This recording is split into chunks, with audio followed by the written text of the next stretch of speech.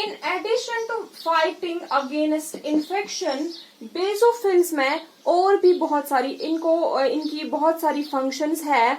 They have ability to secrete some chemicals. They have ability, for example, they secrete heparin. Basophils की functions हम पढ़ रहे हैं. Basophils secrete करती है heparin, and this heparin is an anticoagulant. कभी कभार क्वेश्चन आता है कि नेचुरल एंटीकोगुलेंट कौन सा है. So that is the heparin. Basophils secrete करती है हिपैरिन, और ये हिपैरिन क्या है? ये एक एंटीकोगुलेंट है. ये हमारे ब्लड को क्लॉट होने से बचाता है, हमारे ब्लड को क्लॉट होने नहीं देता है. In addition to heparin, basophils histamine भी सिक्रीट करती है. हिस्टामीन सिक्रीट करती है. हिस्टामीन क्या है? ये एक वैसोडाइलेटर है, ब्लड वेसल्स की डायलेशन करता है. ये सिक्रीट होता है ड्यूरिंग एलर्जी. एलर्जी के टाइम ये सिक्रीट होता है ये histamine. Histamine, what is histamine? That is a vasodilator. ये प्रमोट करता है ब्लड फ्लो को टू टिश्यूज. और हिस्टामीन के अलावा सीरोटोनिन भी ये सिक्रीट करता है. सीरोटोनिन भी एक वैसोडाइलेटर है. सिर्फ इतना ही नहीं, ये एंटीबॉडीज भी सिक्रीट करता है. आईजीई, इम्यूनोग्लोब्यूलिन आईजीई भी ये बेसोफिल सिक्रीट करती है. These were some of the functions of basophil. Now coming towards increased and decreased count of basophils. जो मैंने कहा 0.5 to 1% है नॉर्मल काउंट हमारे ब्लड में बेसोफिल्स का. तो अगर इस 1% से ज्यादा बेसोफिल्स हो गई हमारी ब्लड स्ट्रीम में, that condition is known as basophilia. So what is basophilia? It's a condition where the basophil quantity is abnormally elevated. More than 1% of basophils are present in our bloodstream. That condition is known as basophilia. तो किन किन conditions में basophilia होता है? क्या causes है basophilia के? Firstly, hypothyroidism.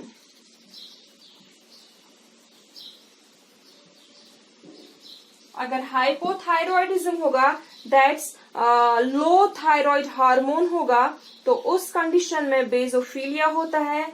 If there is iron deficiency, anaemia, उस कंडीशन में बेसोफिलिया होता है. Pre leukaemia, basophilic leukaemia,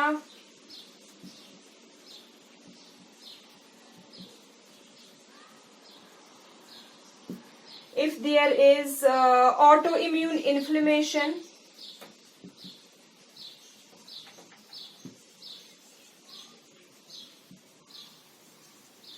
if there is any bacterial infection,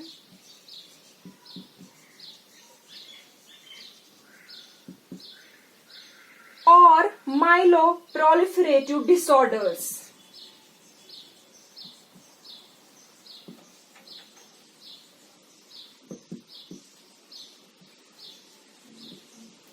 Myeloproliferative disorders, this is the production of high amount of RBCs, WBCs and platelets. ये वो disorders है जिसमें ये वो कंडीशन है जिसमें सारी WBCs का WBCs का काउंट हाई होगा, RBCs का काउंट हाई होगा और प्लेटलेट्स का काउंट हाई होगा, जब बोन मैरो इनकी प्रोडक्शन ज्यादा करेगा इन सारी टाइप्स ऑफ सेल्स की, आरबीसीज, डब्ल्यूबीसीज और platelets. Now these were some of the causes of basophilia. Now the another condition is low level of basophils, that is basopenia. But जैसे कि मैंने अभी कहा कि इसका काउंट बहुत ही लो होता है, कभी कभार किसी ब्लड स्मेयर में आपको कोई बेसोफिल आएगी ही नहीं। 0 to 100 है नॉर्मल, दैट मीन्स 0 भी होगा तो that's not an abnormal condition. बहुत ही लो अमाउंट में बेसोफिल्स हमारे ब्लड में पाई जाती है। सो ये डिमॉन्स्ट्रेट करना दैट इज टू डिफिकल्ट। बेसोपिनिया को डिमॉन्स्ट्रेट करना ये बहुत ये डिफिकल्ट है, क्योंकि उनके नॉर्मल काउंट भी हो सकता है इसका लो, और सो इसकी कोई भी क्लिनिकल इम्पोर्टेंस नहीं है। बेसोपिनिया की कोई भी क्लिनिकल इम्पोर्टेंस नहीं है। स्टिल वी विल सी कि किन कंडीशंस में बेसोपिनिया हो सकता है। दैट इज मायोकार्डियल इन्फॉर्क्शन,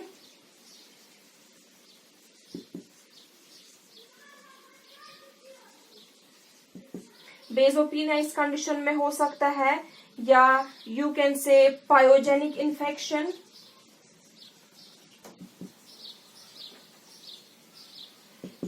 कुछ और भी कंडीशंस है, कोई किसी भी टाइप का इन्फेक्शन हो सकता है, उसमें बेसोपिनिया हो सकता है।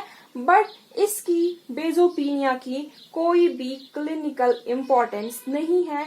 क्यों? क्योंकि इसका जो नॉर्मल काउंट है that is too low. So this was all about basophils, और बेसोफिल्स के साथ साथ हमारी जो सारी पांचों टाइप की WBCs है, तीन ग्रैन्युलोसाइट्स, न्यूट्रोफिल्स, इजिनोफिल्स और बेसोफिल्स, और two types of granulocytes, lymphocytes and monocytes, ये सारा हमारा कंप्लीट हो चुका है। सो हमारे सेल्यूलर एलिमेंट्स में 2 पोर्शंस अब कंप्लीट हो गए, एक तो RBCs और WBCs.